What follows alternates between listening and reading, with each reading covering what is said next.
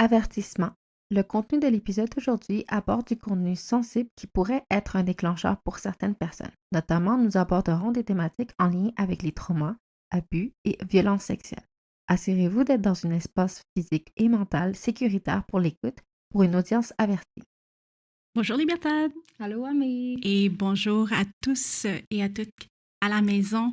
Re-bienvenue à Open Break pour la deuxième saison. On est extrêmement contente que vous soyez là de retour avec nous. Et aujourd'hui, on commence la saison. Assez fort, je pense. On amène un sujet d'actualité. Le sujet d'aujourd'hui, c'est abus de pouvoir et sexuel dans la communauté de danse latine. C'est un sujet extrêmement chaud, d'actualité encore une fois, mais qui n'est malheureusement pas nouveau au sein de la communauté. Donc, d'où l'importance d'amener le sujet. Tout d'abord, on aimerait souligner le courage de tous les survivants et survivantes qui ont eu la force de dénoncer sur les réseaux sociaux dans les dernières semaines. On se sentait responsable d'utiliser notre plateforme pour démontrer notre soutien, mais aussi avoir cette opportunité d'amener de la psychoéducation sur le sujet et sensibiliser la communauté au mieux de notre connaissance. Mais surtout, cet épisode n'aurait pas été possible sans le soutien de notre invité d'aujourd'hui. Alors, on la retrouve pour la deuxième saison. Vous l'avez sûrement vu à l'épisode 4 lors de la première, Magali, qu'on a invitée cette fois-ci pour son expertise professionnelle en tant que sexologue et psychothérapeute. Alors, on vous souhaite un bon épisode. Bonne écoute!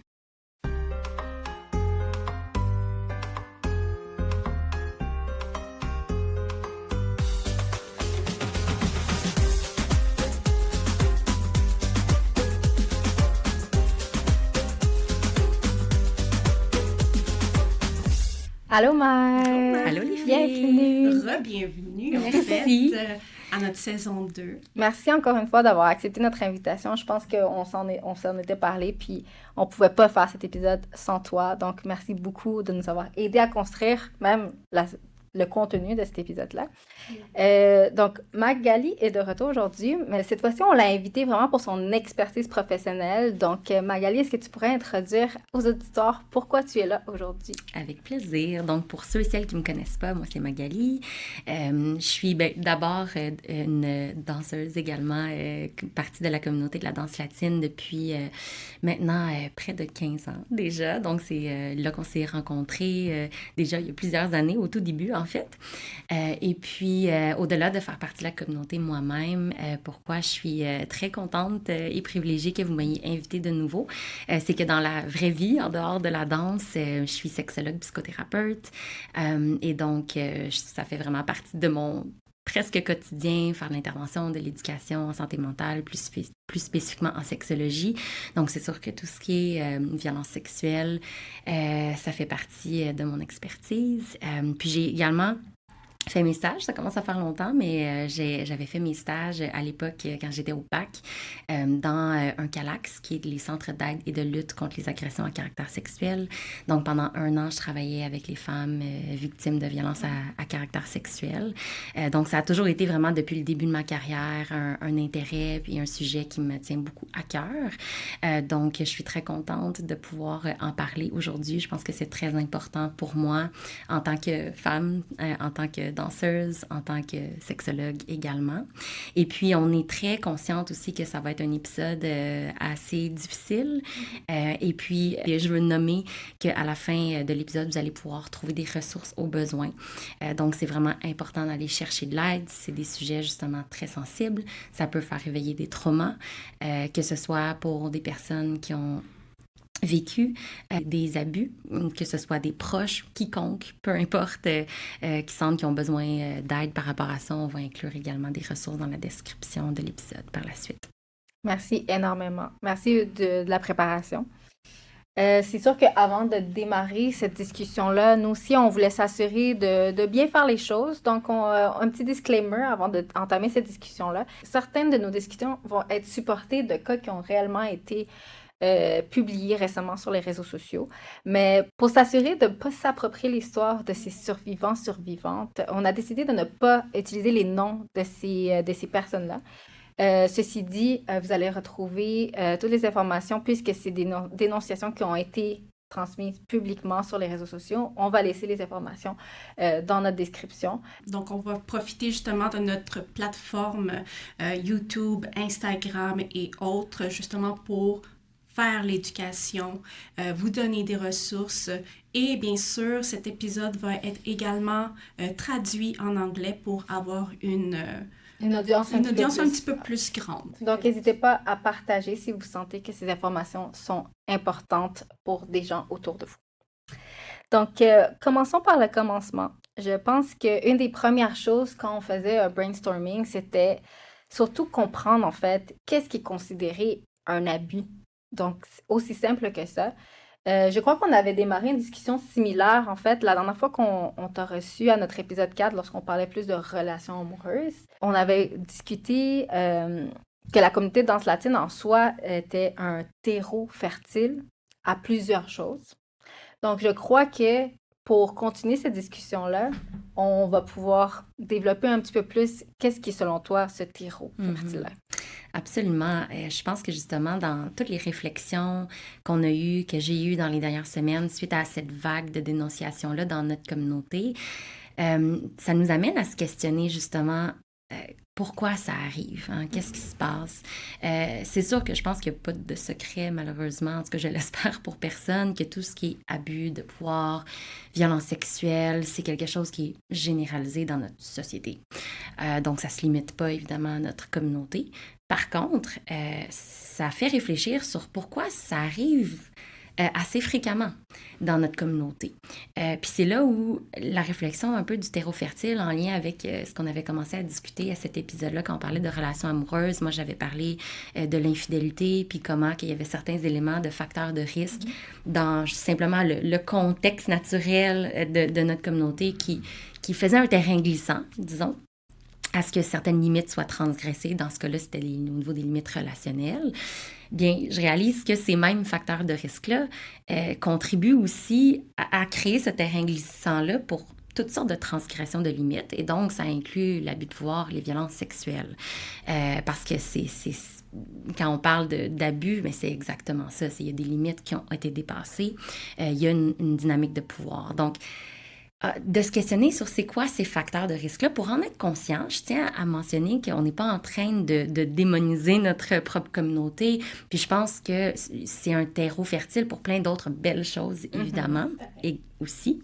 Mais c'est juste pour amener à la conscience des gens qu'il faut être prudent parce que il y a des éléments pour favoriser des belles expériences, comme qu'il y a des éléments pour en favoriser des moins belles. La dynamique de pouvoir, justement, quand on essaie de comprendre c'est quoi l'abus, l'élément de dynamique de pouvoir est central là-dedans.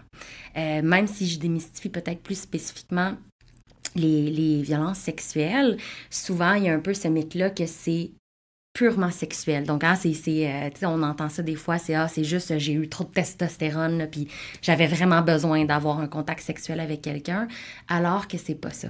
Les agressions à caractère sexuel, c'est une prise de pouvoir sur quelqu'un d'autre. Donc, toute cette idée-là de dynamique de pouvoir, elle est très, très centrale et importante quand on veut comprendre ce terreau fertile-là dans notre communauté, mais évidemment, c'est au centre de notre communauté parce qu'on est dans un milieu où on a des étudiants, des étudiantes, des professeurs. Donc, il y a déjà à la base cette dynamique de pouvoir-là. Il y a des gens en position d'autorité. Il y a des gens qui ont énormément de pouvoir, en fait, et de pouvoir à plusieurs niveaux. Hein. Pouvoir que ce soit au niveau, on le voyait beaucoup dans les histoires, les dénonciations, juste la popularité, le fame que cette personne-là porte, la réputation, le pouvoir au niveau des congrès, des organisateurs, d'accéder à des opportunités de carrière, à des opportunités d'avancement. Tout ça, ça rentre dans le pouvoir économique même. Des jeunes danseurs, danseuses qui rentrent dans la communauté. On n'a pas beaucoup d'argent, on partage une chambre 4 dans un même lit parce qu'on n'a pas l'argent pour se payer une chambre d'hôtel tout seul. Ou juste, je déménage dans un autre pays pour accéder à une opportunité de me former avec des danseurs. Donc, il y a vraiment beaucoup de niveaux au niveau des dynamiques de pouvoir et des gens en position d'autorité qui peuvent malheureusement utiliser ce pouvoir-là avec des mauvaises intentions. Fait que Mhm. ça, déjà, c'en est un gros qui était beaucoup ressorti dans les histoires qu'on a lues. 100%, 100%. D'ailleurs, j'aimerais quand même mettre de l'avant certaines histoires qui pourraient plus clarifier le, le portrait là, qu'on a eu là, comme exemple. Je trouve ça super intéressant parce qu'il y en a deux cas qui m'ont particulièrement choquée. Pas choquée parce que j'étais surprise que ça a pu se passer dans notre communauté, mais effectivement qu'ils se ressemblaient quand même. On voyait beaucoup d'abus de pouvoir liés à une personne qui était dans une position de directeur d'école de danse ou d'artiste international qui a beaucoup de notoriété. Ceci dit, je vois quand même des différences. Par exemple, si on prend la situation J. Donc, le cas de M. J, où est-ce que c'était un directeur d'école de danse qui avait utilisé un peu cette notoriété, cette volonté là, de faire développer des danseurs dans son école et qui a fini par malheureusement abuser une de ses étudiantes en échange de attention, de beaucoup de discussions, de rapprochements émotionnels, vraiment à travers plusieurs années. Donc, certains l'appelaient même grooming. Donc, vraiment comme du travail de plusieurs années à créer cette relation de confiance pour finalement avoir un abus, disons, plus à long terme. Versus, on a eu d'autres exemples dans ces cas qu'on a vus dans les réseaux, où est-ce que c'était plus ponctuel. Mais on a eu des cas comme celui de le cas Z, où est-ce que c'était un artiste quand même populaire qui avait droit à sa chambre payée par certains congrès et qui a également utilisé un peu cette notoriété et cette puissance pour avoir de la confiance de personnes plus jeunes. Dans ce cas-ci, si je ne me trompe pas, c'était une personne même à peine majeure. Et que cette personne-là qui s'était retrouvée dans une situation de ne pas avoir de chambre dans un congrès. Je pense que ça arrive souvent. Mm-hmm. Donc, tu sais pas où dormir, tu as bu beaucoup, tu t'es fait lock-out de ta chambre. Tu vas voir la personne que cette personne t'a fait sentir spéciale, qui t'a créé une relation de confiance un peu on spot. Mais tu lui fais confiance parce que cette personne-là est tellement connue, tout le monde l'aime, tout le monde l'adore, et que tu finis par partager un lit avec cette personne et que tu subis un abus, une violence sexuelle. C'est deux cas différents dans l'action, mais qui restent finalement un abus de pouvoir assez flagrant. Absolument. Puis je trouve que c'est le fait que tu amènes ces deux exemples-là qui, dans le contenant, peuvent avoir l'air justement, ils se présentent très différemment, mais qui mettent en lumière comment les éléments de fond sont les mêmes. L'abus de confiance, l'abus de pouvoir, la transgression des limites. Puis, je trouve que ça t'amène un bon point où ça met en lumière toute cette éducation-là qui doit être faite autour de toutes les différentes formes que peuvent prendre ces transgressions de limites-là. Parce que, là, on va y arriver un petit peu plus après, on va passer au travers de certains mythes, mais comment ce qui est, je veux dire, normalement plus reconnu socialement, c'est souvent un petit peu plus les agressions très quasiment cinématographiques, très, très, très violentes, d'un inconnu dans une ruelle, ce genre de choses-là, alors que ça prend plusieurs formes. Puis dans ce que tu as nommé, les témoignages que tu amènes sur la table, ils mettent aussi en lumière d'autres éléments de ce terreau fertile-là qu'on parlait, l'alcool, les substances, les hôtels. C'est quand même assez unique et particulier de notre communauté parce que quand je pense à, je veux dire, la vraie vie à l'extérieur de la danse, quand est-ce que je suis amenée à dormir 3 nuits de temps avec une gang d'amis, à faire le party pendant plusieurs jours d'affilée et que les gens sont intoxiqués, qu'on fait la fête, qu'on partage des lits, on partage une certaine intimité. C'est quand même assez particulier de notre milieu. Et la consommation, évidemment, mais... Je vais le nommer, j'allais dire ça semble évident, mais malheureusement, je pense que c'est l'élément pour tout le monde, donc je vais le nommer quand même. Mais on ne peut pas, même légalement, heureusement, on ne peut pas donner son consentement quand on est intoxiqué. Donc ça, c'est quelque chose à garder en tête. Donc là, les limites deviennent floues. On n'est pas dans une position où on peut donner un consentement. Puis là, ça vient un terrain Brouiller les cartes. très glissant, d'où l'importance justement d'avoir ces conversations-là pour créer des espaces sécuritaires, parce qu'on n'est pas en train, encore une fois, de moraliser, c'est très correct, puis les gens ont tout à fait le droit de vouloir s'amuser puis de vouloir se péter la face s'ils veulent. Mais c'est de parler de cette responsabilité-là collective, de créer des environnements sécuritaires, sachant que on se retrouve plusieurs ensemble dans cette culture-là, dans cette ambiance-là, avec beaucoup d'intoxication, par exemple. Ça, c'en est un élément. Je pense aussi à, je vais dire, l'immaturité affective, dans le sens où on est, souvent on commence jeune quand on rentre dans cette communauté-là.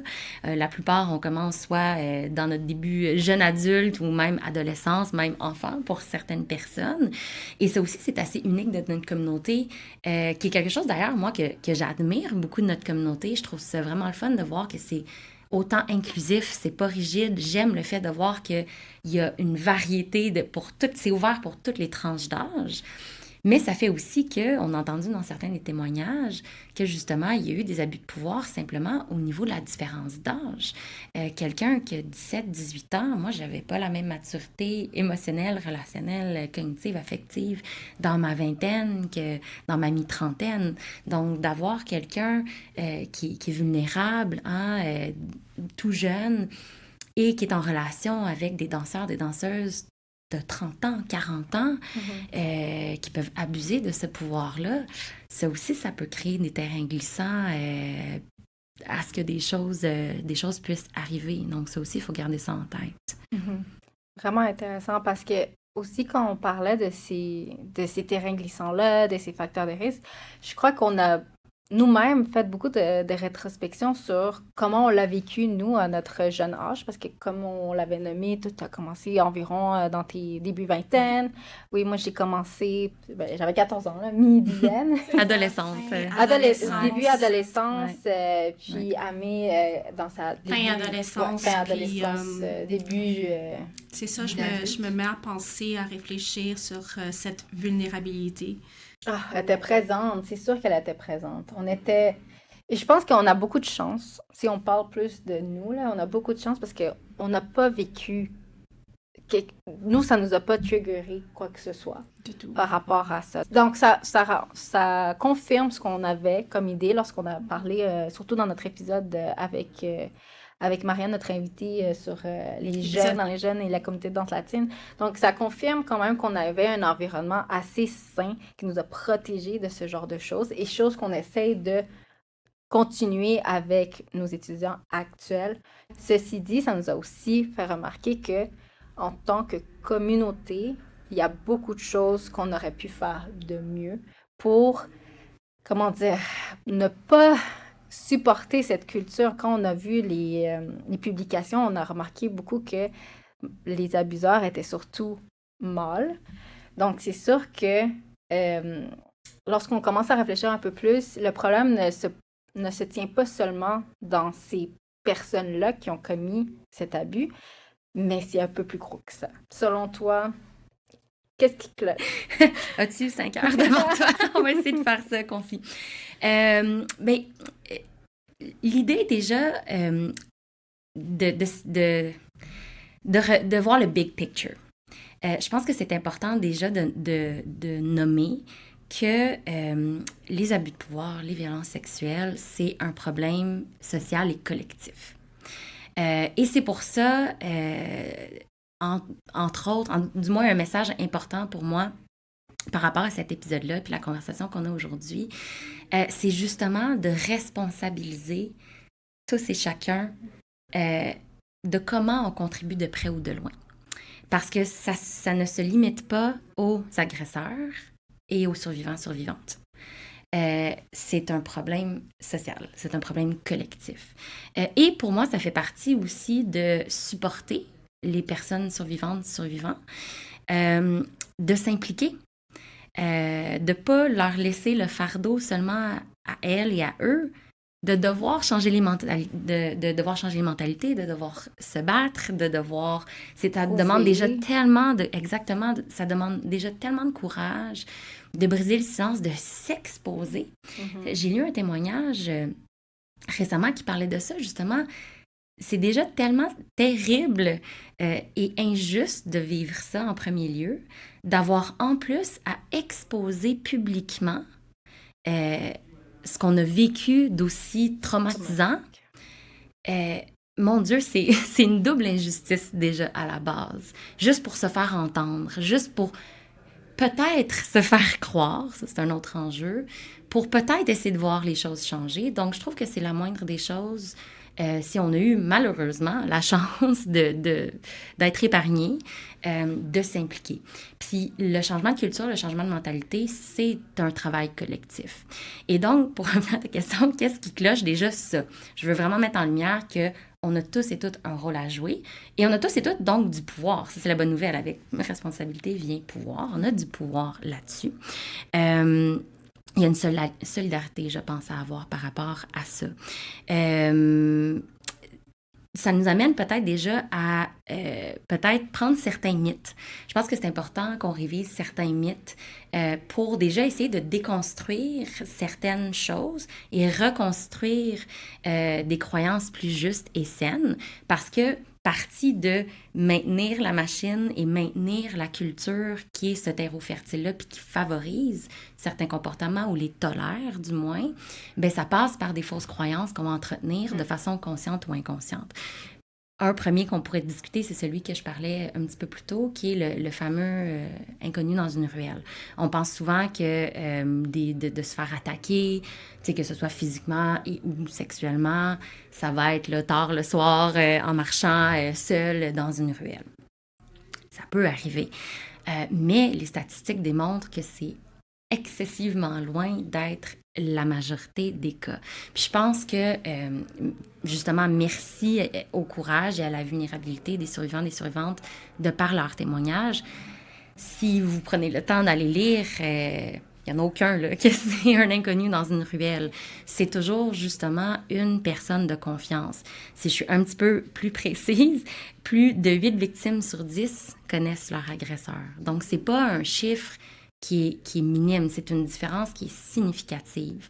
Et ça connecte très bien justement avec toute cette compréhension-là maintenant au niveau des dynamiques de pouvoir. Donc, il y a un lien de confiance, il y a une position d'autorité et c'est toute cette construction-là qui se fait beaucoup, comme tu disais, à travers le temps. En fait, c'est très, très, très fréquent que c'est justement pas nécessairement un épisode isolé, mais que c'est une construction au travers du temps. Il y a aussi une gradation des événements. Au début, ça commence par des mini-transgressions et là, ça s'installe de façon sournoise et là, ça peut escalader à un épisode plus sévère. Mais tout ça s'explique notamment par le fait que, mais justement, ça se fait à l'intérieur des relations de confiance.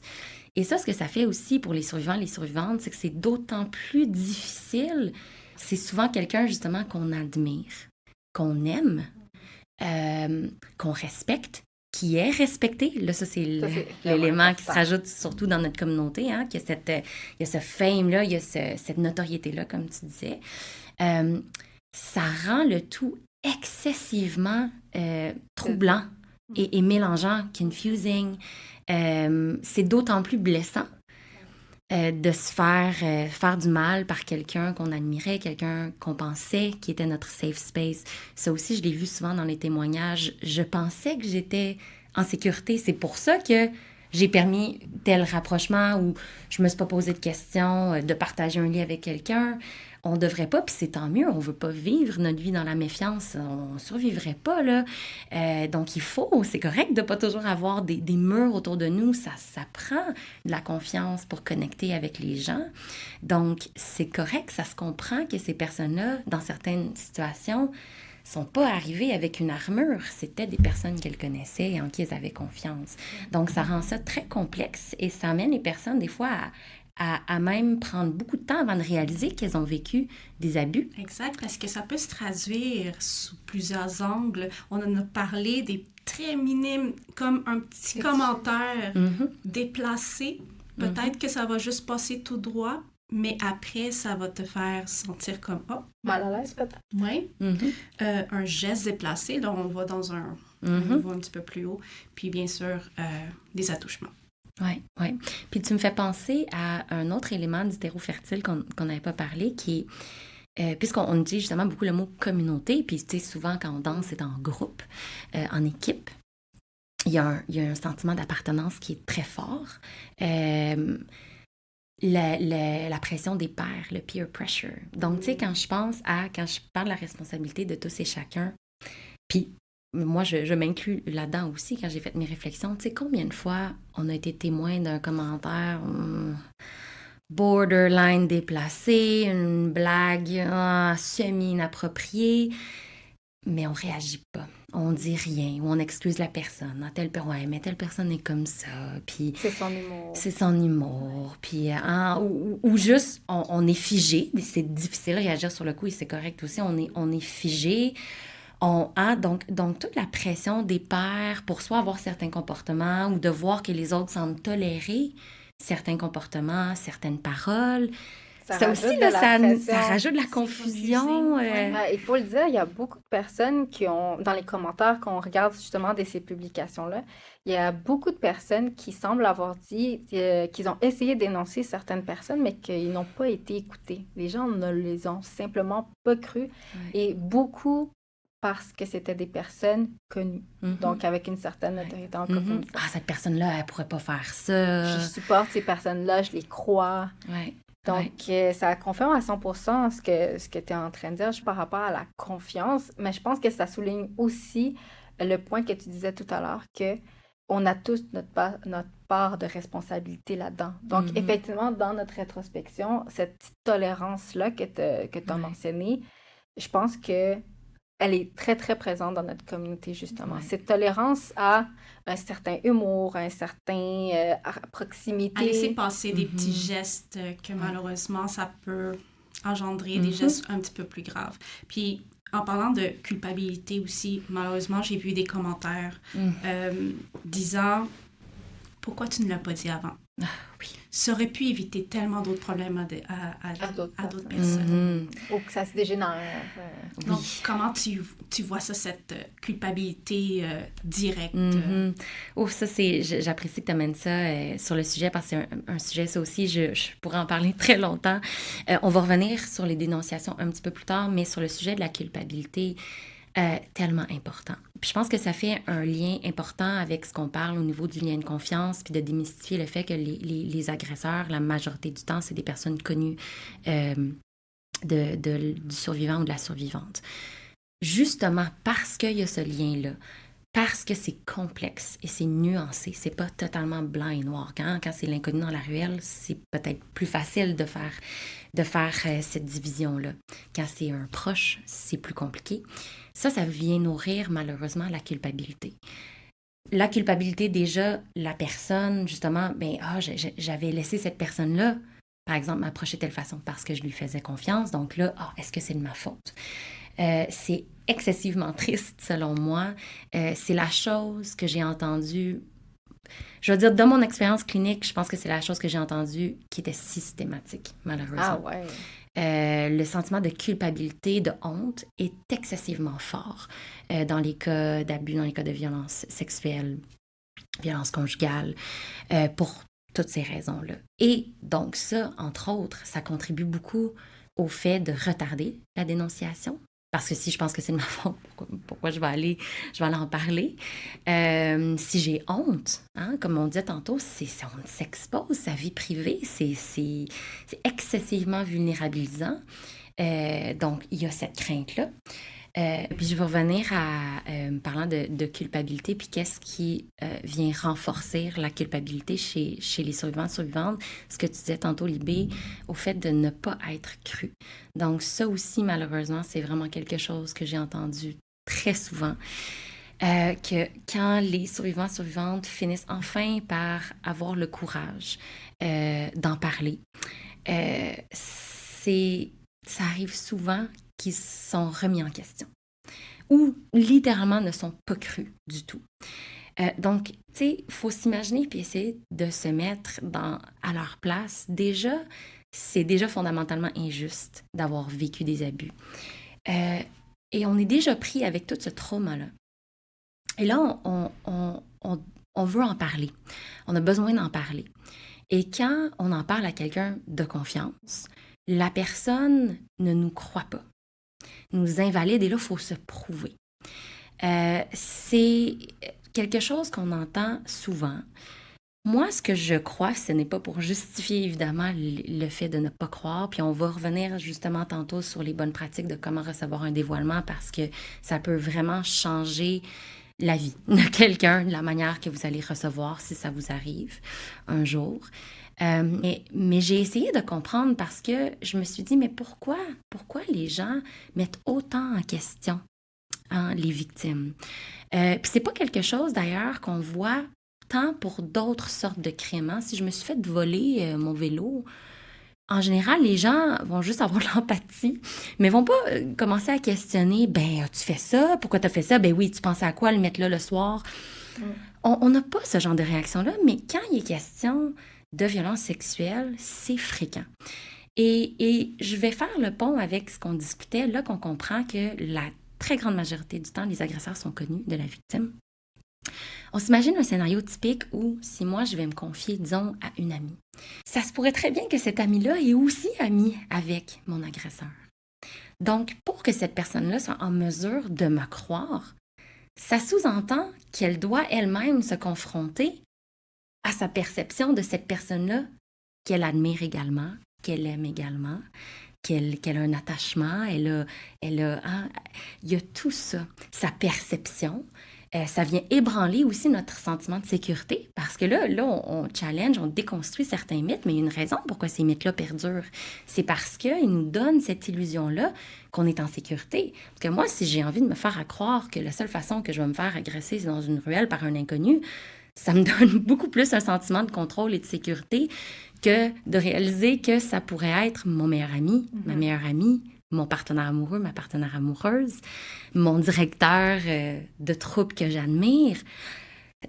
C'est autre chose. Donc, ça amène la personne qui reçoit le dévoilement à se confronter soi-même à beaucoup de fausses croyances, beaucoup de perceptions. Et malheureusement, ben, ça arrive souvent que ces personnes-là n'ont pas les outils, n'ont pas la capacité émotionnelle de faire ça. Donc, c'est beaucoup plus facile d'aller remettre en question la personne qui vient se confier, parce que là, ça vient préserver tout ce monde-là de licorne et d'arc-en-ciel que j'ai construit, qu'on a construit pour moi. Et là, les conséquences que ça a sur la personne qui vient se confier à nous, quand on a des réactions du genre, parce que ça, j'ai entendu ça très souvent, « Oui, mais as-tu dit non? T'as-tu crié? T'es-tu débattu?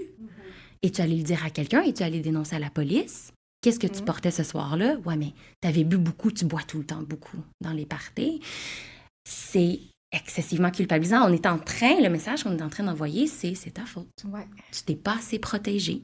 Dans le monde de la danse. Ben, en fait, ça, on en a vu encore plus dans les commentaires. Ça confirme tout ce que tu as sûrement entendu dans des vrais cas cliniques, mais dans les commentaires, on a vu souvent des commentaires comme « Ah, mais tu sais, cette personne-là... Elle boit beaucoup. Ah, mais elle s'habille de telle façon. Ah, elle est flirt dans la piste de danse, etc. » Donc, on peut pas nier. On peut pas nier que ça existe. Puis je pense que ça, si on ne le voit pas, c'est parce qu'on fait vraiment l'autruche. Absolument. Puis ça, c'est que ça vient tout nourrir justement toute cette culture-là, cette mentalité-là, qui fait en sorte que c'est excessivement difficile pour les personnes de dénoncer. Parce qu'un des commentaires qui revient beaucoup aussi, c'est pourquoi as-tu autant tardé à en parler? Hein? Pourquoi on voit des histoires qui datent d'il y a plusieurs années? Il y a des fois où c'est des décennies. Ça aussi, ça pourrait être une toute autre conversation, mais ça, c'en est un élément clé. Quand on voit à quel point les survivants et survivantes se font trucider sur la place publique ou privée, quand ils osent parler, à quel point ils se font remettre en question, ils se font humilier de nouveau. Moi, j'aurais pas envie de parler. C'est de s'exposer à se faire heurter de nouveau d'une toute autre façon. C'est très retraumatisant. Revivre le trauma. Revivre le trauma déjà de devoir en parler. et vivre, on rajoute à ça le trauma de se faire accuser publiquement ou par des proches. Des fois, c'est pas nécessairement public comme dans ce cas-ci, mais de ne pas se faire croire par des gens qu'on aime, c'est une double trahison. Parce que là, on comprend déjà que souvent, l'agresseur, c'est une personne de confiance. Donc déjà, il y a une énorme trahison. Si en plus, je dévoile à une autre personne en qui j'avais confiance, qui ne me croit pas, qui me culpabilise, là, je viens de vivre une double trahison, une triple, une quadruple. Et là, ça s'accumule. Donc, avant de juger pourquoi la personne prend autant de temps, ou pourquoi il y a des gens qui dénoncent jamais, faut penser à comment les gens réagissent, comment nous, on réagit. Puis en ce moment, ici, maintenant, malheureusement, il y a encore beaucoup de gens qui réagissent très mal, qui ne savent pas comment accueillir les personnes. Et donc, mais bien évidemment, ça met des bâtons dans les roues et ça ne crée pas du tout un environnement suffisamment sécurisant pour que les personnes puissent parler. Exact. Puis on va vous donner des trucs justement à la fin de ce podcast. Mais avant ça, j'aimerais vraiment aborder démystifier plutôt un autre point. Dans les dernières dénonciations qu'on a vues récemment dans les dernières semaines, on voit plusieurs, en fait, hommes. Donc, comme agresseurs, abuseurs. Est-ce que tu peux nous en parler de ce mythe? Absolument. Donc, ça, c'est une question importante et c'est un sujet délicat. Parce que je ne veux pas qu'on rentre dans une bataille de genre, mais c'est important qu'on regarde les faits. Donc, je vais commencer par juste vous partager une statistique, puis je vais mettre un peu de nuance là-dessus. Donc, dans plus de 9 cas sur 10, donc 96,8% pour être plus précis, l'auteur présumé des agressions sexuelles est un garçon ou un homme. C'est important de le nommer. Les faits sont que la majorité des agresseurs sont des hommes. Et la majorité des victimes sont des femmes. Ceci étant dit, des victimes qui sont des hommes existent également, ils sont tout aussi valides et importants. Et des agresseurs femmes également existent. Ce qui se passe pour plusieurs raisons, mais notamment, on a beaucoup une culture du double standard qui fait en sorte que c'est beaucoup plus difficile en général pour les hommes qui vivent des agressions, surtout si leur agresseur est une femme, de dénoncer. Parce qu'il y a encore beaucoup de croyances conscientes, inconscientes, très toxiques au niveau de la masculinité. Je vais donner un exemple. Ça peut être vécu comme très démasculinisant pour un survivant homme d'avoir été abusé par une femme, si on va justement avec les stéréotypes hétérosexuels. Ça peut être démasculinisant parce que la culture veut que les hommes, eux, ils ont tout le temps le goût. Puis les hommes, eux, ils devraient être contents, puis ils devraient aimer ça, eux, se faire pogner les fesses. Hein? Ou se faire croiser par les belles filles. Donc, il n'y a pas... C'est très minimisé. C'est très, très, très, très minimisé pour les hommes. Et je pense vraiment que les hommes dans notre communauté, je suis convaincue qu'ils en ont plein d'exemples comme ceux-là, malheureusement, d'attouchements, de gestes, de paroles déplacées de femmes. Parce qu'ils ont ce statut-là, ça leur donne pas juste du pouvoir, hein? Il y a aussi des avantages et je pense vraiment qu'il y a beaucoup d'hommes qui en vivent de ça, mais que peut-être eux-mêmes, à la base, réalisent même pas Exactement, que c'est un abus. C'est ça, en fait, dans les commentaires, puis dans tout ce qu'on voit en ce moment, on se demande si la personne ne dit rien puis ne réalise pas que c'est une agression sexuelle, exemple, un homme qui ne va pas le mentionner.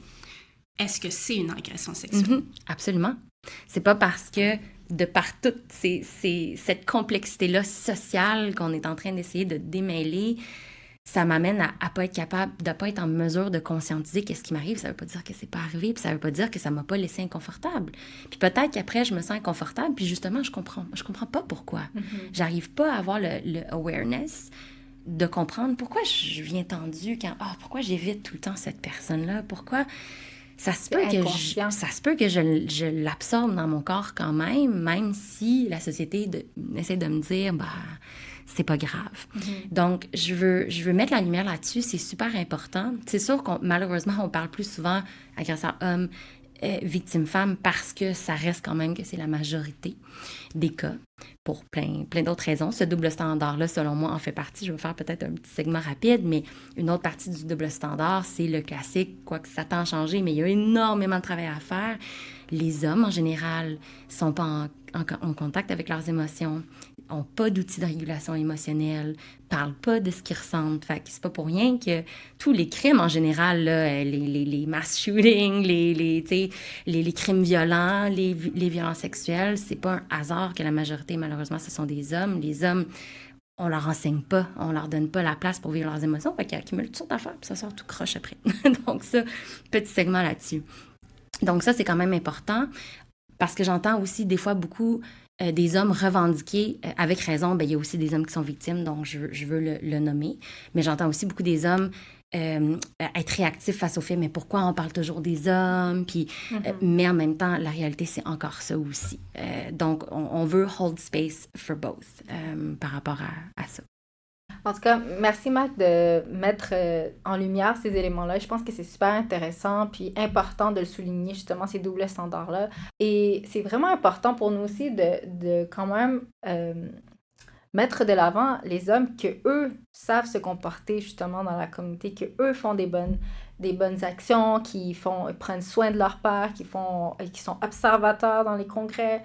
Et qui éduquent aussi, on va dire, dans leur des classe. directeurs, des enseignants qui éduquent dans leurs cours. Donc ça, je trouve que c'est très important aussi. C'est important de ne pas toutes les mettre dans le même panier. Exactement. On veut éviter, en fait, le clivage, justement, cette idée-là de diviser puis de voir tout blanc, tout noir. C'est d'amener de la nuance dans les genres puis de reconnaître tout simplement à la fois qu'il y a autant des femmes que des hommes qui ont des mauvaises et qui ont des bonnes pratiques, tout simplement. Donc, on veut cultiver une culture de sécurité dans notre communauté. Mais malheureusement, on sait qu'on a aussi des fausses dénonciations. Je pense que c'est important aussi d'en parler parce que je vois déjà les gens te dire « Oui, mais tu sais, des fois, la personne peut mentir. » Donc, au-delà de ne pas croire la personne, je pense qu'il y a eu un mouvement justement après le hashtag MeToo où est-ce qu'on a réalisé que certaines dénonciations étaient mensongères et certaines personnes peuvent utiliser justement ces faits-là pour également se sécuriser en disant c'est pour ça que je crois pas telle personne ou peu importe. D'ailleurs, on l'a vu dans certains témoignages récents dans la communauté aussi. Ouais. Qu'est-ce que tu en penses, toi, de ça? Ça, c'est un gros sujet. C'est un gros sujet qui est très sensible, mais qui est très important. C'est un très bon point, puis ça connecte aussi avec tout ce qui était, ce qu'on a discuté précédemment, culpabilité, la difficulté à dénoncer, à cause de certains témoignages, justement, qui ont été très médiatisés. Je parle pas juste là, limité à notre communauté, mais de façon générale dans la société. Ouais, on peut prendre un exemple. Je suis sûre que culturellement, tout le monde connaît ce qui s'est passé entre Johnny Depp et sa femme, j'ai oublié son nom. Amber.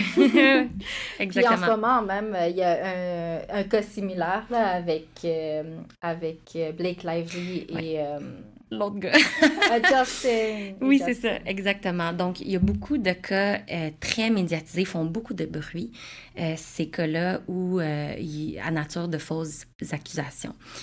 Et effectivement, ça vient beaucoup servir ce que je nommais tantôt, cette premier instinct-là qui, à mon avis, est très personnel, émotionnel, psychologique, dans ma propre résistance de ne pas vouloir m'ouvrir les yeux sur autre chose.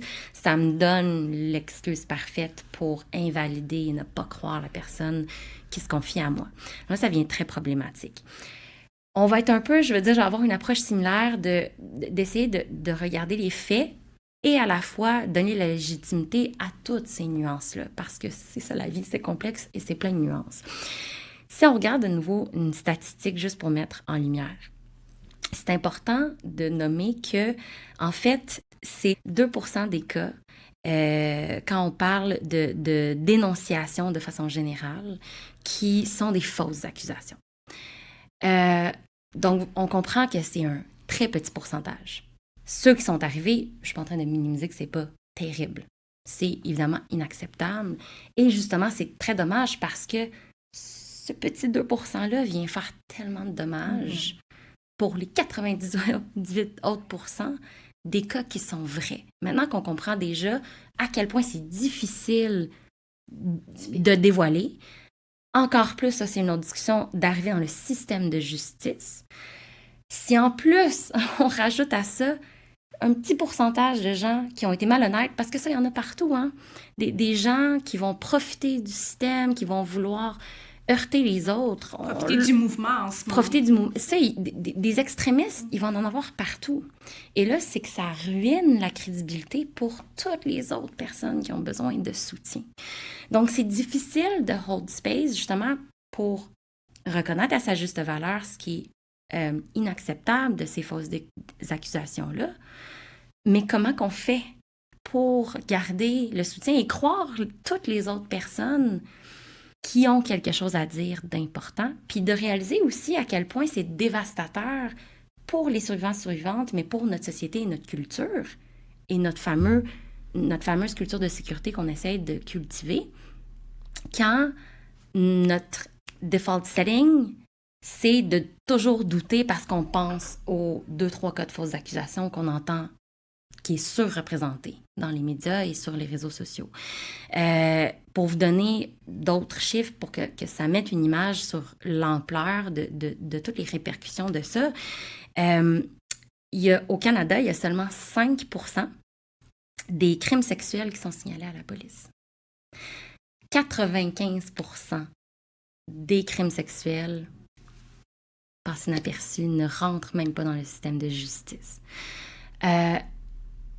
Dans ce petit 5%-là qui arrive à se rendre dans le système de la justice, il y a 3 plaintes pour agression sexuelle sur 1000 qui se soldent par une condamnation. Sur 1000. Sur 1000. Puis on le voit souvent, ça aussi, à quel point c'est souvent des sentences, on pourrait appeler sentences bonbons. Donc, voyez-vous comment c'est complexe, puis comment c'est vraiment difficile d'avoir réparation et d'avoir justice. Et ça démontre aussi qu'il faut vraiment avoir l'énergie et la force de traverser ça. Donc, quand on prend tout ça en considération, je veux juste inviter les personnes qui, peut-être un jour, vont se retrouver dans la position de recevoir un dévoilement, de garder ça en tête.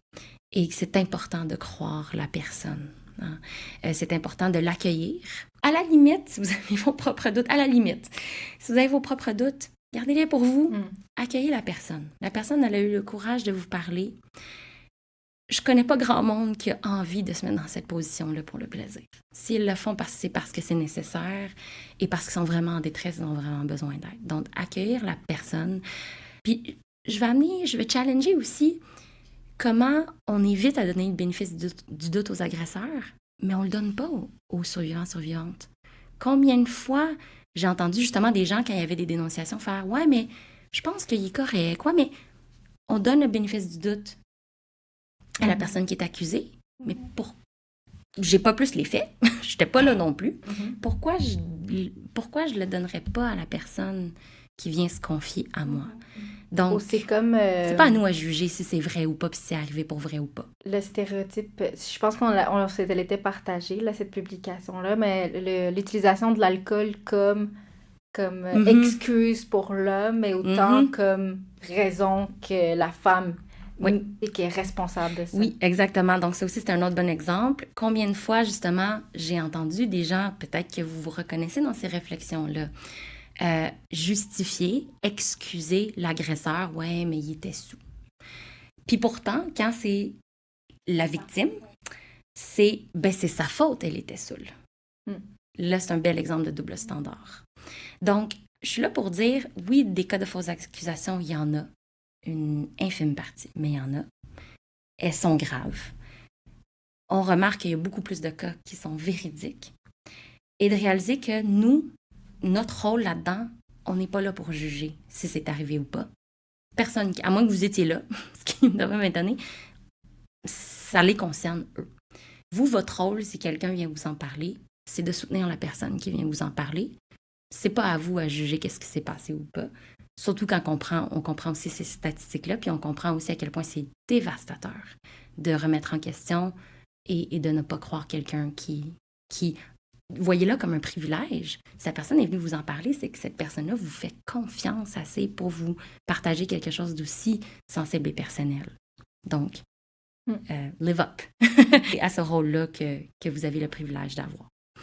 Est-ce que tu penses qu'à travers ces chiffres-là, les gens ont commencé à dénoncer de plus en plus dans les réseaux sociaux, justement parce que le système au Canada puis au niveau international, mais ça donne pas une condamnation à tous, ou en fait, ils ont pas... Cette justice-là. Exact. C'est une excellente question. C'est une question aussi qui est chargée. Je vais commencer par juste parler du système de justice, du moins qu'on a ici au Québec. Je ne peux pas parler évidemment pour ailleurs. Moi, ce que j'ai entendu beaucoup des personnes que j'ai accompagnées qui se sont rendues jusqu'au système de justice, c'est que malheureusement, notre système de justice, du moins en ce qui concerne les crimes sexuels ou tout ce qui est violence conjugale, donc on est encore dans le thème abus de pouvoir, je veux dire at large et sexuel. On a vraiment un système de justice qui est défaillant à ce niveau-là, selon moi, pour les victimes, pour les personnes qui dénoncent. Ce qui se passe, c'est qu'il y a une complexité au niveau de ces crimes-là particuliers parce que c'est souvent la parole de l'un contre la parole de l'autre. Et évidemment, quand on regarde ça d'un point de vue purement légal, il faut avoir des preuves. Donc, c'est aussi excessivement difficile. Je ne prétends pas que j'aurai la solution magique à construire un meilleur système de justice. Il y a quand même des choses qui peuvent être améliorées, puis ça s'y travaille, mais c'est un travail qui est très lent.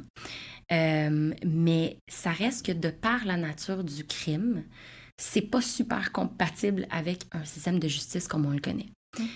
Donc, ça fait en sorte que les expériences que j'ai souvent entendues, c'est que passer au travers du système de justice pour ce genre de crime-là, c'est excessivement difficile. C'est difficile parce qu'il y a une sorte de revictimisation par le système.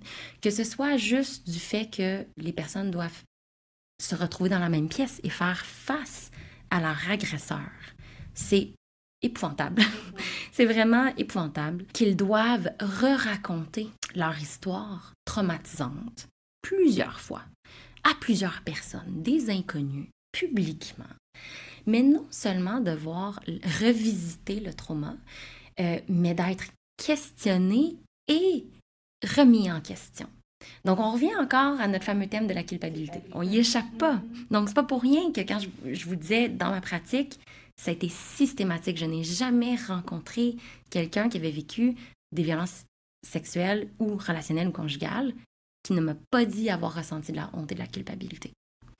Donc, jusqu'au système de justice, ça nourrit la culpabilité que la personne peut vivre, ça la responsabilise. Donc, les fameuses questions, justement, qu'est-ce que tu portais, combien tu avais bu, combien de partenaires sexuels as-tu eu, c'est la personne, c'est le mandat, malheureusement, de l'avocat de la défense de miner la crédibilité de la personne.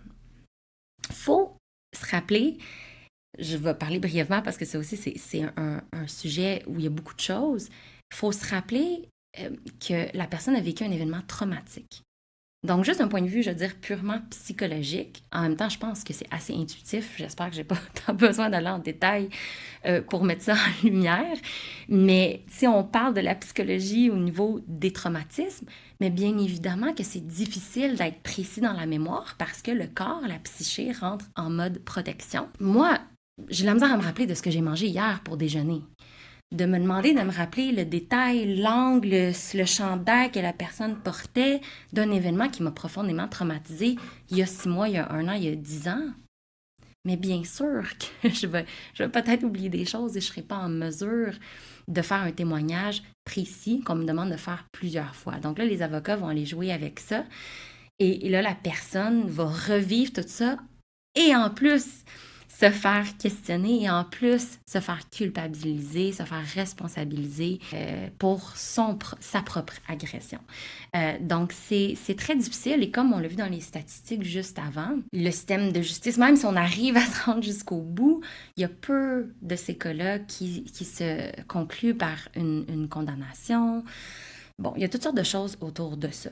Et c'est là où je me permets peut-être de faire le pont avec les bonnes pratiques.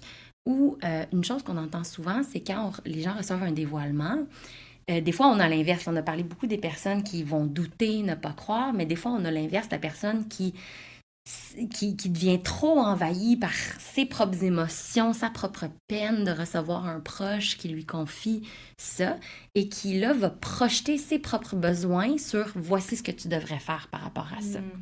Il va devenir prescriptif. Et une des choses que j'entends beaucoup, c'est, puis ça vient de bon cœur, mais c'est maladroit, de prescrire immédiatement « mais là, il faut que tu dénonces à la police ». Il faut que tu ailles faire une plainte, il faut que tu ailles en justice. C'est là où, pourquoi j'essaie de dépeindre un portrait, je vais dire réaliste, de ce que ça implique vraiment passer au travers d'un processus judiciaire, c'est pour amener la personne à être dans une position de prendre une décision éclairée.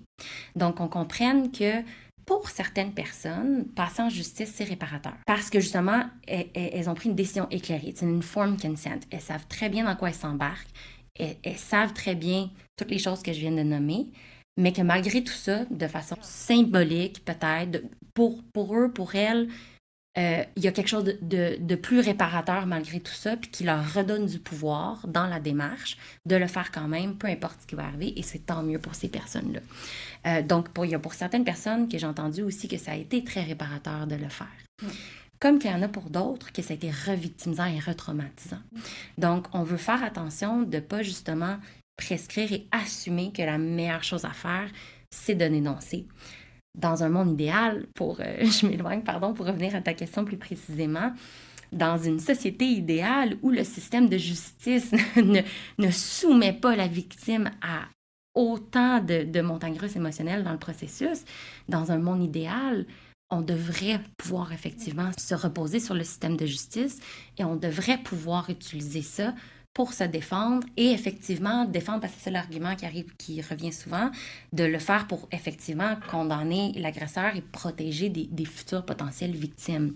C'est clair que dans un monde idéal où le système serait mieux fait, c'est ça qu'on devrait faire. Par contre, j'avoue que je veux dire, j'ai pas de données empiriques par rapport à ça, c'est plus mes observations à moi, mais effectivement, je me suis posé cette question-là. Est-ce que ces dénonciations-là publiques à travers les réseaux sociaux sont un peu le fruit de ce système de justice défaillant-là? Et je pense que ça se pourrait qu'en partie ce soit ça. Parce que si le système qu'on m'a promis, qui est censé me protéger, ne me protège pas, je fais quoi? Exact. Je fais quoi? Parce que là, ce qu'on voit, c'est que de plus en plus de personnes dénoncent dans les réseaux sociaux et ça amène que d'autres personnes dénoncent et d'autres personnes... Donc, on a quand même un mouvement qui s'est créé dans les quelques semaines, puis aussi en début 2020. Ouais. Donc, on se demande si le système de justice fonctionnait par rapport aux personnes, justement, qui vont dénoncer, bien, il y aura plus de personnes qui dénonceraient dans le système judiciaire. Et non publiquement. Et non publiquement. Oui, exactement. Donc, c'est sûr que c'est facile de juger, de dire, bien, c'est pas comme ça qu'on devrait dénoncer, c'est comme ça. Exact. Oui, dans un monde de licorne et d'arc-en-ciel. Mm-hmm. Je pense que le point important aussi que tu mentionnais, c'est que les survivantes, je pense qu'ils ont tellement été traumatisés par cette expérience-là que c'est sûr qu'ils ont envie de protéger les autres personnes, surtout, encore une fois, dans une communauté où est-ce qu'on voit en plus, on l'a vu dans certaines publications, où est-ce qu'on voit la même personne refaire les mêmes crimes, si on peut les appeler crimes. Qui récidivent, oui. Donc, les mêmes actes, puis comment ils se sentent un peu sans outils, sans façon de protéger ces personnes-là, ces prochaines victimes-là, puis ils utilisent les publications pour s'assurer que le message se passe. Puis effectivement, en faisant ce message-là aussi, les personnes, je pense qu'ils mesurent un peu le pour et le contre parce qu'on s'entend qu'il y en a beaucoup en ce moment qui se font ramasser sur les réseaux sociaux parce que justement, il y a plein de personnes qui commencent à défendre ces personnes-là. Ouais. Selon toi, au-delà de ces gestes-là de dénonciation, je crois qu'on avait parlé aussi que notre système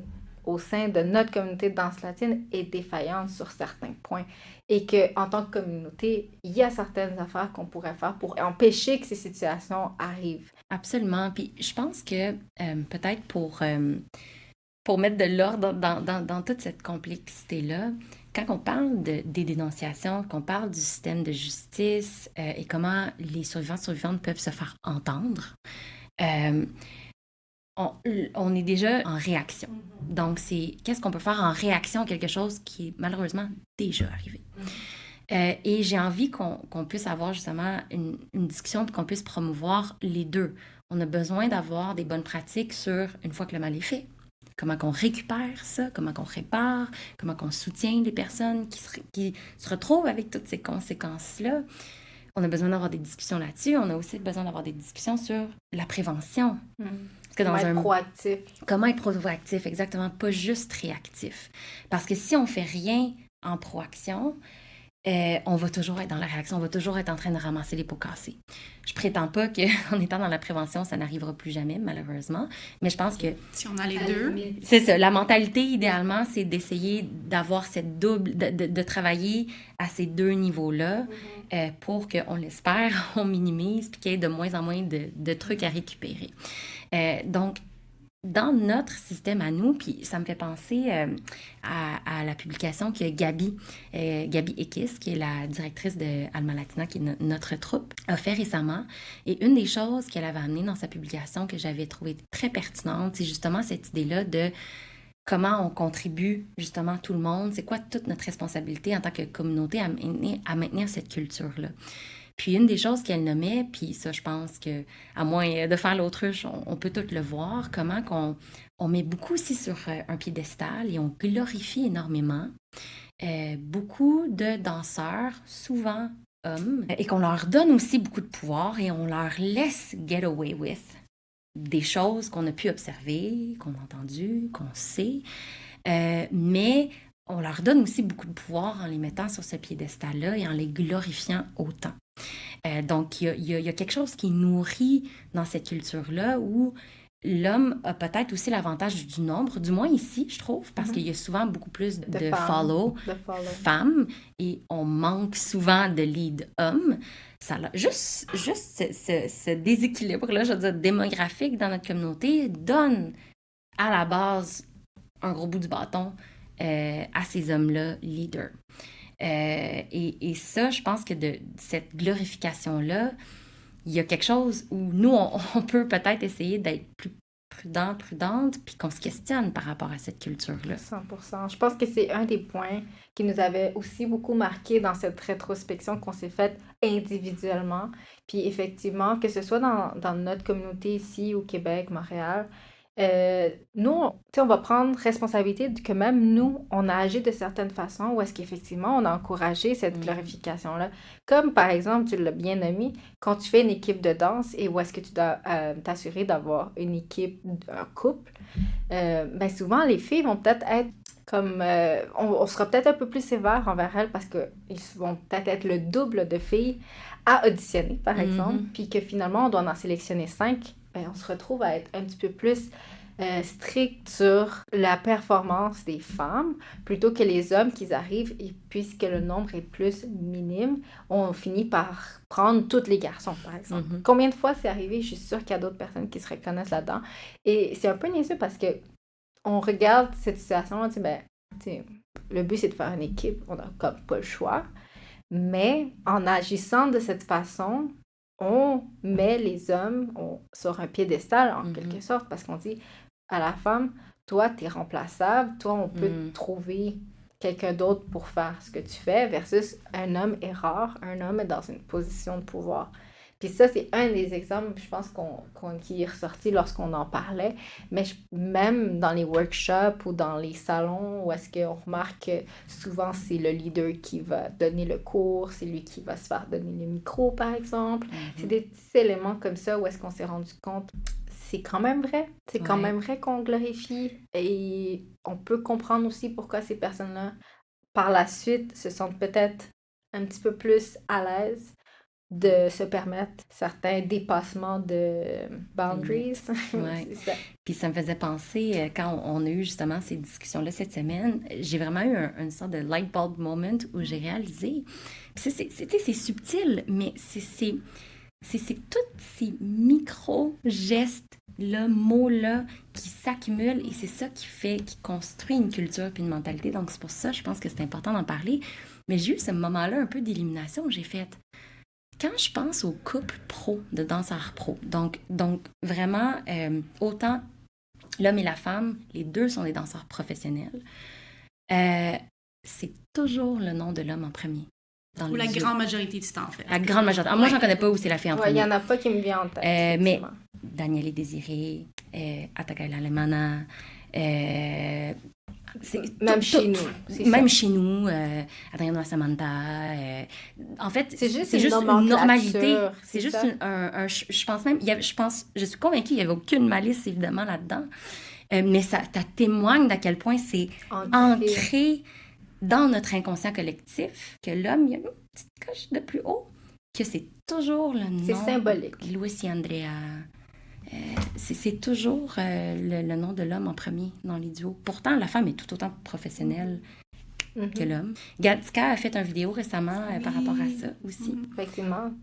Puis j'ai beaucoup aimé son intervention d'ailleurs parce que je pense que c'est le genre de micro-action qu'on peut faire collectivement de vraiment, tu sais, comme prendre sa place et ne pas accepter cette normalité finalement. Parce qu'un exemple que celle-ci avait fait, c'était aller voir le promoteur lorsque le micro lui avait été donné qu'à son partenaire et non à elle. Donc les deux donnaient le cours. On s'entend, les deux donnaient le cours et elle était tout aussi professionnelle que son partenaire. Et l'organisateur n'a donné qu'un seul micro.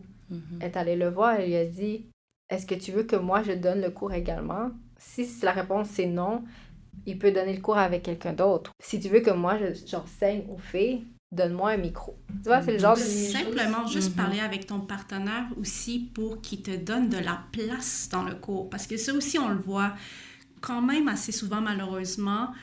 Oui, tu as le micro, donc c'est toi qui donnes tout le cours. Et la follower, elle se laisse, malheureusement, elle est laissée de côté. Par contre, on voit de plus en plus une certaine ouverture où est-ce que, oui, malgré qu'on n'ait pas de micro, en tout cas, moi, peut-être techniquement, il y a juste un micro. Exactement. Donc, mais au moins de donner la place à ta partenaire, lui laisser du temps.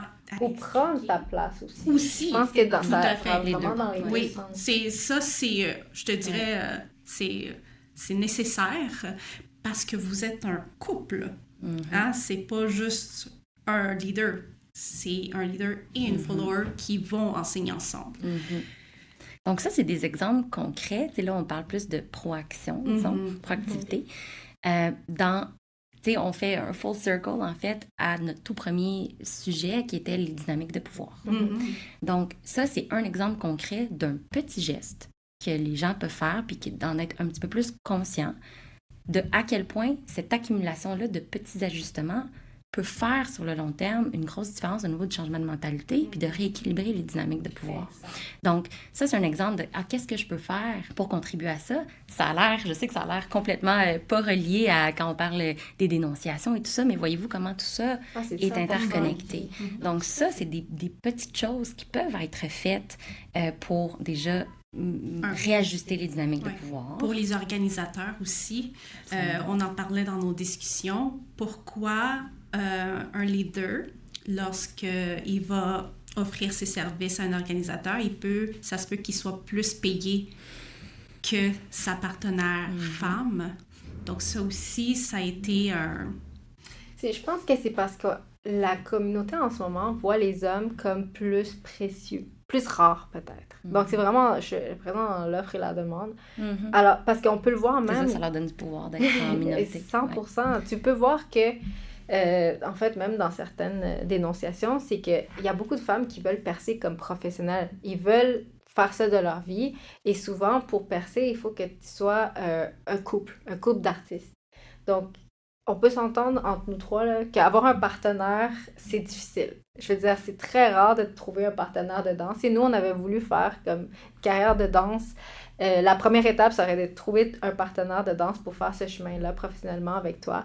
Et on peut dire que c'est assez rare d'en trouver un. Surtout un qui a la même vision que toi. Une vision de toi, etc. Puis on a vu souvent des hommes, des professionnels, souvent se présenter sur une scène internationale avec différents partenaires. Donc, ils échangent, sont disposable, l'échange, l'artiste et l'homme. Pourquoi? Parce que c'est plus difficile de trouver un partenaire homme que de trouver une partenaire femme. Donc, cette culture-là, elle se voit même dans ceux qui ne font pas nécessairement des spectacles. On le voit dans les sociales, on les voit dans les congrès, où est-ce que moi je le vois, où est-ce qu'on est 2 fois plus de filles que de garçons. Donc, tu sais, on fait la file parfois pour danser avec des gars, non? Donc, c'est juste des petites affaires. Peut-être que les gens font pas le lien par rapport à ce qu'on est en train de dire comme mini-gestes. Donc, c'est ces petites affaires-là, je pense que ça donne cette petite... Puis ça se peut que ça soit très inconscient pour certains hommes, mais ça donne ce petit sentiment de supériorité probablement. Et certaines personnes ont vraiment pris pouvoir de ça pour des gestes malsains. Pris pouvoir même des fois de leur partenaire. Puis justement, dans les dénonciations, on a eu le cas de l'agresseur A. Sa partenaire l'a dénoncé publiquement dans les réseaux sociaux et disait qu'en plus de la maltraiter, il ne la payait pas pour son travail. Et ça, les promoteurs, les organisateurs n'étaient pas au courant de ça. Donc, parce que c'est lui qui gérait... C'est lui qui gérait l'argent. Exact. Le contrôle financier, ça peut faire partie de la violence relationnelle. Absolument. Encore une fois, c'est du pouvoir. Ça me donne du pouvoir de contrôler ton argent, de contrôler... absolument. Puis, peut-être, pour quand même tranquillement terminer sur une note un peu plus légère et hopeful, optimiste. Parce que, tu sais, oui, on fait un gros travail, puis tu l'as bien nommé tantôt, le mot inconscient. Il y a beaucoup de ces choses-là. C'est pas pour justifier, mais c'est important d'expliquer qu'il y a beaucoup de choses qui se font de façon inconsciente, de façon insidieuse, comment on constate à quel point ça ratisse large, les petites et les grandes choses qui contribuent à cette culture-là, cette mentalité-là. Donc, c'est pour ça que ces conversations-là sont importantes, pour qu'on ait une plus grande conscience individuelle et collective de tous ces micros et grands changements-là qu'on peut faire en tant qu'individu qui fait partie de la communauté. Donc, pour justement peut-être terminer sur une note un petit peu plus hopeful, de choses, on a nommé déjà quelques exemples de choses que les gens peuvent faire pour rééquilibrer certaines dynamiques de pouvoir. Si on pense un petit peu plus peut-être spécifiquement à des vraiment, je veux dire, des gestes déplacés ou des commentaires déplacés, on parlait tantôt à quel point le silence est destructeur, à quel point d'être un témoin silencieux, moi, à mon avis, nous rend complices. Donc ça, c'est une chose où on a également du pouvoir. J'irais jusqu'à dire un devoir, une responsabilité. Parce que quand ça nous arrive, nous, maintenant qu'on comprend comment les réactions de trauma, c'est fight, flight, freeze, on n'est plus... Tu sais, si j'ai un tigre qui court après moi, là, j'ai pas le temps de commencer à faire une analyse. Mon corps va juste automatiquement avoir une réaction, puis des fois, c'est figé. Ça, on l'entend beaucoup aussi dans les témoignages. Petite parenthèse, ça fait partie beaucoup de la culpabilité aussi. Mais oui, mais t'as rien fait, t'as pas bougé, tu t'es pas débattu. Ton corps est en mode survie. Je me sens pas en sécurité, je fige. Ça fait partie d'une des réactions de base de survie. C'est pas un choix, tout simplement. Donc, on a cette responsabilité, ce pouvoir-là en tant que collègue, ami, partenaire, que si, au moins, c'est pas moi, heureusement, qui est victime de ce geste-là, donc moi, je suis pas dans ma réaction fight, flight, freeze, je suis peut-être plus, moi, en capacité d'être capable d'intervenir puis de faire quelque chose. Si je suis capable de le faire pour moi-même, tant mieux. Mais on veut juste normaliser que c'est très normal que ce soit très difficile de le faire pour soi-même dans le moment, donc d'avoir des alliés autour de soi, puis des gens qui peuvent step up pour nous, et réagir sur le moment quand nous, on peut pas le faire, ça aussi, ça peut changer énormément. Donc là, on parle vraiment, tu sais, pour aller dans des exemples concrets, c'est que, par exemple, tu vois une personne se faire tripoter dans un concret, tu vois que la personne est peut-être dans une situation vulnérable, alcoolisée. Parfois, on le voit que c'est par une personne connue, une personne qui nous intimide peut-être. Je pense que c'est cet appel à ce courage individuel, à ne pas avoir peur de confronter la personne, ne pas avoir peur d'aller voir l'organisateur de l'événement. Ou la sécurité, si on ne se sent pas en sécurité, ou quelqu'un qui pourrait intervenir. Parce que de plus en plus, on voit des changements dans les congrès, dans les festivals, et je trouve ça bien qu'on ait trouvé des petits moyens comme ça, justement pour aider... Pour améliorer l'environnement. L'environnement, parce qu'on l'avait dit, terreau fertile, hôtel, alcool, substances, dense où est-ce qu'il y a de la Contact proximité physique, très c'est ça. élevée. Ouais. Donc, Alcool. personnes qui sont comme, ah, ben, on a déjà collé sur la piste de danse, je peux peut-être me permettre en dehors. Je pense qu'on avait vu certains exemples de congrès qui avaient établi certaines petites choses qu'on pourrait peut-être prendre exemple. Je sais pas si, je pense pas en avoir vu tant dans nos congrès Au chez Québec, nous. je ne pense pas trop, mais les exemples qui sont revenus, c'est la sécurité, pas seulement devant la porte pour regarder les bracelets, là, mais aussi la sécurité pour voir, hey, C'est dans les ascenseurs. est-ce que ça va? C'est une personne non alcoolisée qui fait juste voir justement si l'environnement est sain. Exact. Surtout pour ceux qui montent dans les chambres. Malheureusement, il faut appliquer certaines règles de sécurité comme ça. Ou sinon, seulement une petite table pour aller voir cette personne-là. Parce que Ça serait merveilleux si ça arrivait. Je sais pas si ça va arriver un jour, mais... Quoique, il a commencé, je pense, si je me trompe pas, à avoir des fois certains ateliers. Tu sais, par exemple, la conversation que nous, on a en ce moment, pourquoi il ne pourrait pas avoir de ces ateliers-là, dans un congrès, dans un congrès? Tout à fait. Puis ça me fait penser à un exemple, je veux dire, peut-être un peu plus subtil, parce que ça, tu sais, ça peut des fois être intimidant aussi pour certaines personnes, penser que, ma façon de contribuer à la cause, c'est de devoir me confronter à un agresseur, ou ça en fait partie. Mais des fois, tu sais, ça peut être des choses plus subtiles, comme quelqu'un qui fait une blague à caractère sexuel déplacé. Oser pas rire. Tu sais, ça a l'air niaiseux, mais des fois, on rit jaune parce qu'on veut pas créer, on veut pas briser le mood, on veut pas créer un malaise. On veut pas être responsable de tu sais, briser le vibe. Ouais, les jeunes, ils veulent belong. Oui, c'est ils ça. veulent appartenir au groupe. On l'a tout vécu. On l'a aussi nommé là, qu'on a fait notre épisode. On fait comme, on comprenait pas la blague. Exact. Je vous le dis, j'avais 15 ans, je n'avais pas compris la blague. Mais t'as quand même ri, justement. Mais j'ai quand même ri parce que tu veux pas casser le mot, tu veux belong, tu veux... Mais en groupe, c'est ça la bonne nouvelle, tu sais, l'union fait la force. Si tout en groupe, on le tolère, le malaise, puis on ose briser le mood s'il faut un soir pour que lui arrête de faire ses blagues déplacées, ben, ce sera ça. Puis c'est tu sais, donc c'est pas obligé d'être de la grosse confrontation, je veux dire. Mais pas de l'encouragement. Exact, ça peut être très powerful, très puissant, ce genre de réaction-là aussi. Ou si je suis pas à l'aise, je vais aller voir la personne après. Dire, hey, je trouve que ça a vraiment été déplacé son commentaire. Ça va-tu? Hein, je vais aller check-in avec la personne, reconnaître. Ou aller parler à une personne d'autorité qui est compétente. Je trouve que cette personne-là, elle a eu tel commentaire déplacé. Les professeurs peuvent avoir cette... Tu sais, on peut utiliser... on parle beaucoup de dynamique de pouvoir. On peut utiliser son pouvoir à bon escient aussi. Donc, si je gère une équipe, est-ce que je peux me donner cette permission-là d'utiliser mon pouvoir pour m'assurer que j'interviens quand il faut intervenir, puis qu'il y a des personnes qui ont des comportements qui sont pas appropriés, tu sais, par exemple. Donc, ça fait partie d'actions concrètes aussi qu'on peut avoir. Donc, un travail collectif. C'est vraiment changer nos interactions, notre façon de communiquer qu'on a tellement l'habitude de faire. Puis je pense que quand on entend ça, certains pourraient se dire « Ouais, mais là, le fun va être parti. » Tu sais, on s'entend, il y a beaucoup d'humour relié à ça, c'est ça, des connotations sexuelles et tout. Puis, tu sais, nous aussi, on en rit, là. Puis je pense que ça fait tellement partie de la culture générale de la société. Ceci dit, je pense qu'on peut tous se dire que parfois, on le sent quand c'est malaisant, quand ça dépasse un petit peu la limite, c'est inapproprié. Tu l'as dit tantôt, tu as utilisé des bons adjectifs, c'est comme quasi borderline, tu sais.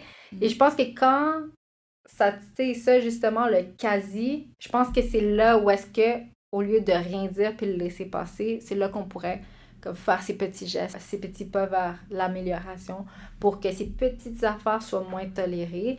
Et là, le reste va peut-être se faire naturellement, tout en gardant cet humour et cette culture qu'on a présentement. On va pas devenir boring du jour au lendemain. Puis au contraire, je pense que c'est justement en ayant une culture plus sécuritaire qu'on va pouvoir se lâcher là, puis pouvoir justement avoir réellement du plaisir. Ouais. Parce qu'on n'a pas tu sais, on n'a pas de plaisir si on est inconfortable, puis 100%. si on ne se sent pas en sécurité de toute façon. Puis, tu sais, par rapport aux bonnes pratiques, puis par rapport à, justement, plus concrètement, qu'est-ce qu'on peut faire, comment on peut contribuer, une chose importante peut-être sur laquelle j'avais envie de terminer, qui est important, c'est que je peux imaginer qu'à travers notre épisode, il y a peut-être certaines personnes qui se sont reconnues dans le rôle de l'agresseur ou dans le rôle de juste « Oh, moi, j'en ai fait des fois des commentaires. Est-ce que je suis un agresseur? Est-ce que je suis un agresseur? Tu sais, le mot agresseur est fort aussi. Et qui a pu peut-être se reconnaître dans certains des comportements qu'on a démystifiés, qui ont été dénoncés. Puis, moi, je prône, évidemment, je suis thérapeute dans la vie, hein, donc je prône la réhabilitation, la guérison. Je ne ferais pas le métier que je fais si je ne croyais pas que les gens peuvent guérir, changer, évoluer pour le mieux pour soi-même et pour les autres. Ceci étant dit, il y a une façon de le faire aussi. Donc, on n'est pas là pour condamner à vie. Encore une fois, je reviens à notre idée de on ne veut pas diviser parce que ça ne sert à rien de diviser. On ne va rien régler si on divise. Mais ça ne veut pas dire qu'on excuse et qu'on justifie. Donc, moi, j'ai envie de dire pour les personnes qui peut-être se sont reconnues dans certaines choses, ce qui est important, c'est de le reconnaître. On va commencer avec ça. De vous l'admettre de vous à vous-même. De l'admettre aux personnes que vous avez blessées. Ça, c'est important. Donc, la réparation, c'est important. Juste s'excuser parce que je me suis fait mettre au pied du mur et j'essaie de sauver ma réputation, c'est pas ce que je qualifierais de réparateur. Est-ce que je suis capable de faire des réelles excuses? Mais au-delà des excuses, je vais aller plus loin. Des excuses, c'est pas suffisant. Je suis sûre que vous pouvez, pour des affaires à plus petite échelle, des conflits que vous avez eus avec des proches autour de vous, si la personne s'excuse, mais elle recommence à chaque fois, ça vaut rien. Des excuses qui ne sont pas accompagnées de changements réels, ça vaut rien. Reconnaître, c'est la première étape. S'excuser de façon honnête, c'est la deuxième. Penser à comment je répare. Est-ce que je peux réparer quelque chose? Est-ce que je vais aller checker la personne à qui j'ai fait du tort? Est-ce qu'il y a quelque chose que je peux faire? Et ensuite de ça, qu'est-ce que je fais concrètement pour ne pas que ça se reproduise? Parce que si je l'ai fait en premier lieu, c'est parce qu'il y a quelque chose à l'intérieur de moi, visiblement conscient ou inconscient, qui n'était pas réglé, qui m'a amené à avoir ce comportement-là ou ces paroles-là déplacées en premier lieu. Je vais faire un petit segment quand j'avais parlé de l'infidélité. Les enjeux non résolus. J'ai envie de croire, j'espère, que la majorité des gens qui vont l'échapper, je pense pas que c'est des gens là, qui ont planifié ça de façon maléfique d'avance, puis qui ont tout calculé. C'est pas tous des psychopathes finis, là. Je pense juste que les gens sont pas assez conscients de leurs enjeux, puis ils se ramassent à faire des choses que probablement eux-mêmes sont surpris de réaliser que « Oh mon Dieu, je me considérais pas comme une personne comme ça ». Mais là, à ce moment-là, qu'est-ce que tu vas faire? Vas-tu faire le travail qui t'amène à identifier ça a été quoi tes enjeux non résolus qui t'ont amené à avoir ces comportements-là? Parce que si tu fais juste excuser, tu vas probablement le refaire. Ce ne sera pas suffisant. Donc ça, c'est important. Après ça, si on travaille en équipe comme ça, là, il y a place à reconstruction. Mais ces étapes-là sont aussi cruciales. Donc, je voulais nommer ça. Je trouve que c'est vraiment important parce que... Travailler sur soi-même, finalement. Tu sais, vraiment, comme ça peut se manifester comme aller consulter, par exemple, mais je pense qu'il y a d'autres éléments. Mais je trouve que c'est vraiment important de nommer ça parce que la réhabilitation, c'est sûr que c'est important. Il y a des personnes qui ont fait des gestes ou qui se sont peut-être reconnues là-dedans et que je pense que ça a peut-être réveillé quelque chose autant que ça a peut-être réveillé des traumas à d'autres personnes. Je pense que c'est super important de leur donner les outils nécessaires autant à l'un et à l'autre sur comment être meilleur et comment s'améliorer là-dedans. Donc, super pertinent. Merci beaucoup, Mag. Merci. Je pense que tu nous as fourni beaucoup de ressources. On va tout mettre... On va tout mettre dans la description en espérant qu'on ne va rien laisser de côté. Mais je pense que uniquement juste écouter cet épisode peut déjà bénéficier vraiment beaucoup de personnes sur la thématique. Puis merci d'avoir contribué à ça. Absolument, merci à vous. Ça conclut notre épisode. Encore une fois, on vous remercie d'avoir été là. Les ressources vont être mises, encore une fois, dans la description. Si jamais vous avez des questions, vous pouvez les mettre en commentaire ou soit nous envoyer les questions plus personnellement dans notre Instagram, donc liberame.dance. Sinon, Mag. Oui, les gens peuvent m'écrire, poser des questions. N'hésitez pas, je peux vous aider à vous rediriger aussi vers des ressources parce que je pense que s'il y a quelque chose d'important aussi qui est ressorti de notre discussion aujourd'hui, c'est que c'est un problème, un enjeu très complexe et c'est correct qu'on ne s'attend pas à ce que tout le monde soit des thérapeutes, qui aient eu même l'éducation ou les outils ou la formation pour gérer quelque chose d'aussi sensible et aussi complexe, que ce soit un proche, quelqu'un qui se reconnaît dans des gestes ou quelqu'un qui en aurait vécu. Donc, n'hésitez pas à aller chercher de l'aide, c'est important. Voilà la fin pour cet épisode-ci qui était quand même chargé, mais on vous remercie d'être resté jusqu'à la fin et on va vous souhaiter une bonne fin de journée et À la prochaine!